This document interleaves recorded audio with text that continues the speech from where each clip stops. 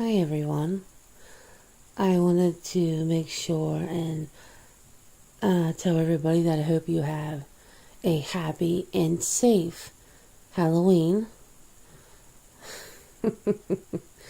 All of you are probably too old to trick or treat, but why? Go over to your friend's house. Demand the damn candy.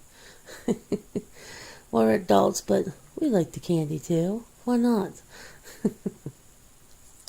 I wanted to I know there, before I pulled the plug on it, I told you guys some stories, like tall tales. Well, I grew up hearing stuff like that, but they weren't tall tales. They were actual experiences of my family, and I like to tell you about some of them. My grandparents, my mother's mother and father, they traveled around a lot. Not necessarily a lot. They weren't like nomads, but they always rented houses. And my grandmother always had something special about her. Whether she was intuitive or had special... Well, no, I know she did, She would see things. Others would see things too, but they were really attracted to my grandma, and I know the feeling. Gonna seem to skip generations, but we would hear things, and it would be scary, to hear grown-ups talk about this stuff, and they weren't just like trying to scare kids. They were talking to each other and reminiscing, about, and they start out stuff, remember when, and then, kids being nosy and listening, you almost wish you didn't.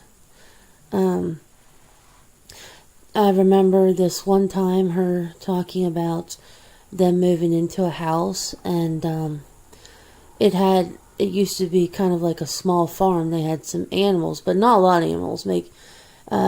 Maybe some, like, there's definitely a couple horses that was out in this carriage place, and it was a small carriage house, and it had partially burned, and remnants of it was still there, like some of the outer frame was still there, and toward the place that was facing the house, it was still there. There was like a window and stuff that was still there. And some of the horses perished. They couldn't get them out in time, which is, that's unfortunate, sad.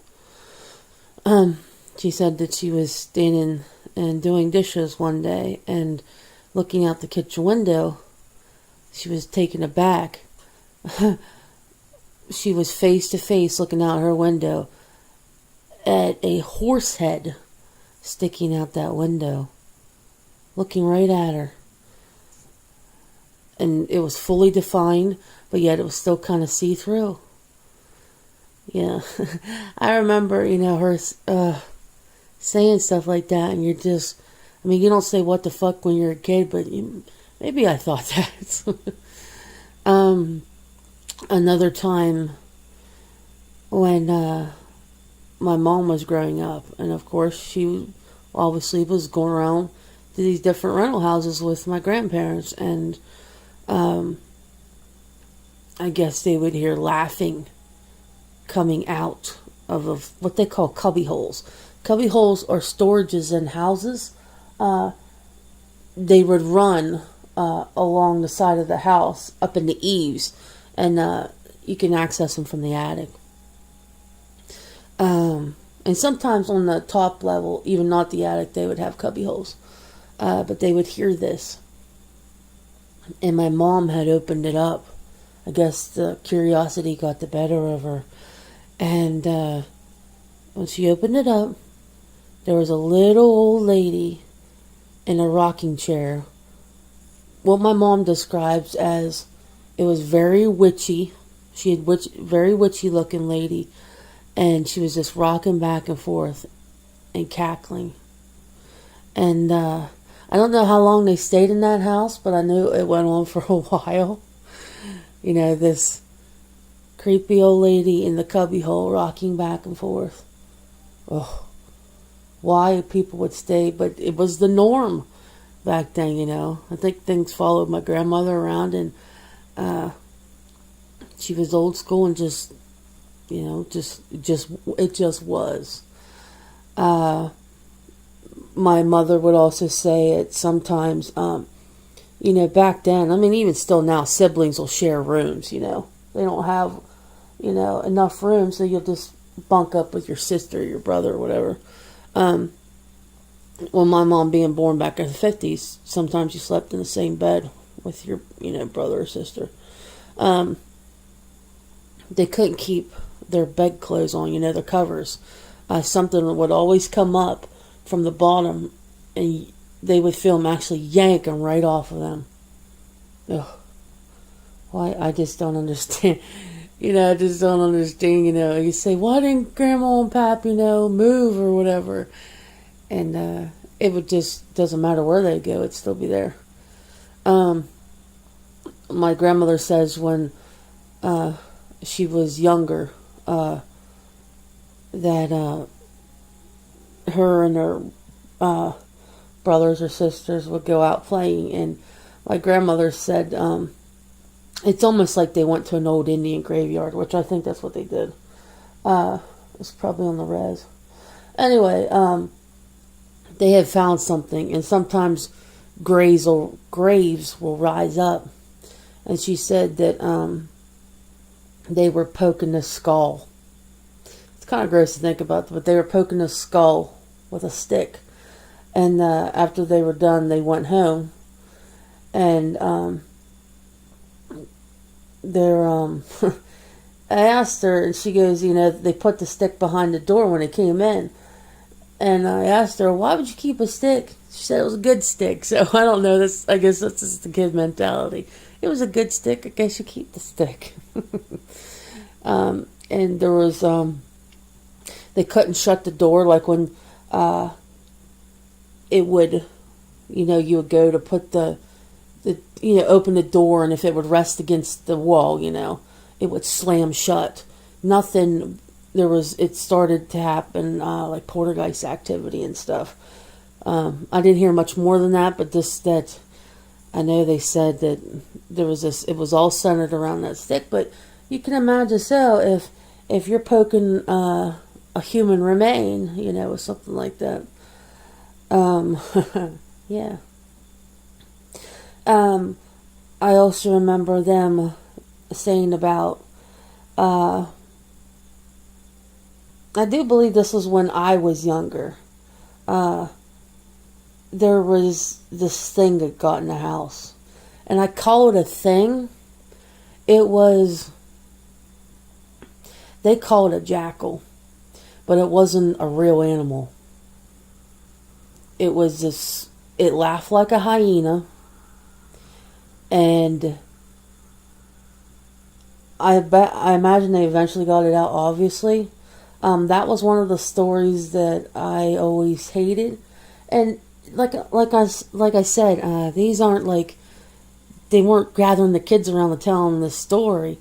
They were reminiscing with each other. Do you know what I mean? It wasn't like, oh, we're going to tell stories and scare the kids. No, they were talking amongst themselves, hearing about this hyena thing that was just laughing. And I don't know how they eventually got it out of the house, and I don't want to use the word exercise, because I don't know they did that stuff, but it just wouldn't stop laughing. And they said it was something small, but it wasn't an animal.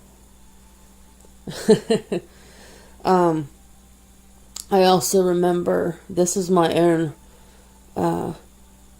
recollection. I remember hearing things a lot in this one house that my grandparents rented. I was probably, I was under 10, but I was, I remember it. Looks like it was yesterday.